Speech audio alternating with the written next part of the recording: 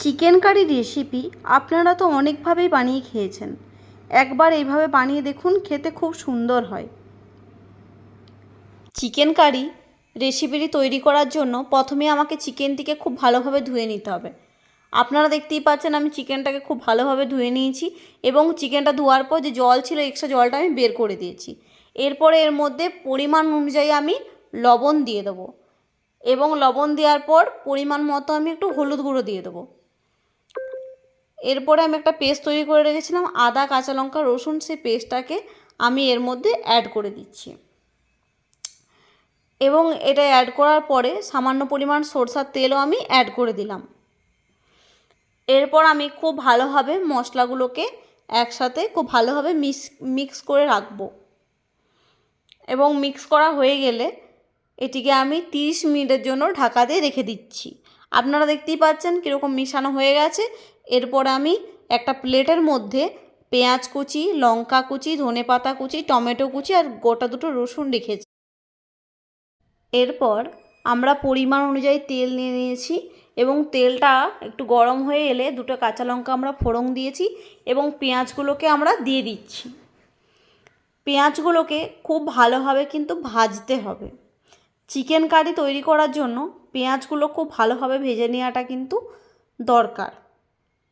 পেঁয়াজগুলো ভাজতে ভাজতে দেখবেন একটা বাদামি কালারের কালার চলে এসছে, ঠিক এইরকম।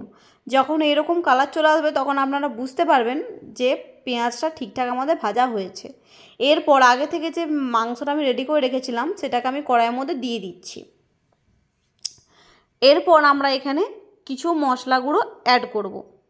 1 চামচ হলুদের গুঁড়ো, 1 চামচ জিরে গুঁড়ো আর 1 চামচ ধনে গুঁড়ো আমি দিয়ে দিলাম।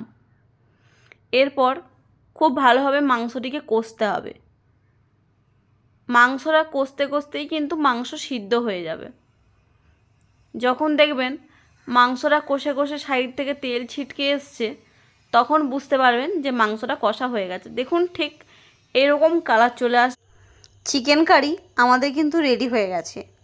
এরপর আপনারা একটু লবণটা চেক করে মাংসটা ঠিকঠাক সিদ্ধ হয়েছে নাকি দেখে আপনারা নামিয়ে দেবেন। আর যদি মনে করেন যে একটু ঝোল খাবেন তাহলে এর মধ্যে সামান্য পরিমাণ জল অ্যাড করবেন। আমি যেমন ঝোল খেতে পছন্দ করি আমি সামান্য পরিমাণ এখানে জল অ্যাড করে নেব। দেখুন আমি সামান্য পরিমাণ এখানে জল অ্যাড করে নিচ্ছি। আর রসুনটা কিন্তু অপশনাল, আমি খেতে ভালোবাসি বলে দিয়েছি। আপনারা যদি খেতে ভালোবাসেন তাহলে দেবেন, যদি খেতে পছন্দ না করেন দেওয়ার দরকার নেই। এরপর আমরা মাংসটিকে জলের সাথে খুব ভালোভাবে মিশিয়ে নেব এবং মিশিয়ে নেওয়ার পর এটাকে 10 মিনিট মতো ফুটিয়ে নেব। 10 মিনিট ফোটানো হয়ে গেলে সামান্য পরিমাণ ধনেপাতা অ্যাড করে আমি নামিয়ে নেব। আপনারা যদি খেতে পছন্দ করেন তাহলে আপনারাও সামান্য পরিমাণ ধনেপাতা দেবেন, নাহলে দেওয়ার দরকার নেই। আমার চ্যানেলটিকে লাইক, কমেন্ট এবং সাবস্ক্রাইব করবেন। আর রান্নাটি কেমন লাগলো আপনারা কিন্তু কমেন্ট বক্সে অবশ্যই জানাবেন।